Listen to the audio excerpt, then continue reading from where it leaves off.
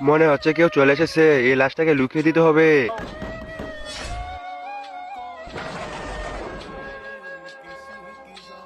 আরে মৌলানা সাহেব, তুমি আমার ঘরে কি করো? আরে বেটা, তোমার ভাই আমাকে দাওয়াত দিয়েছিল, এজন্য আমি আসছি। আরে মৌলানা সাহেব, কাল থেকে আমার বাইকে খুঁজে পাচ্ছি না। তুমি কি আমার বাইকে কিছু করেছো? বলো তাড়াতাড়ি। তুমি কি পাগল হয়ে গেছো? আমি একজন মৌলানা সাহেব, আমি কেন তোমার বাইকে মারবো? তাইলে আমার বাইক কোথায় গেল? আমি অনেকক্ষণ ধরে আমার বাইকে খুঁজতেছি, তাও পাইতেছি না। আচ্ছা ঠিক আছে, আমি মুখটা ধুয়ে আসি, তারপর তোমার বাইকে খুঁজতে যাবো। আচ্ছা ঠিক আছে, আমি একটু মুতে আসি। আরে আরে, টয়লেটে যেও না, টয়লেটে পানি নাই। টয়লেটে যদি পানি না থাকে তাহলে মৌলানা সাহেব টয়লেটে কি করছিল দেখিয়েছি তো গিয়ে। মৌলানা সাহেব, তুমি আমার বাইকে কেন মারলা বলো? বেটা, আমি তোমার বাইকে মারিনি, কারণ ওই যে দেখো।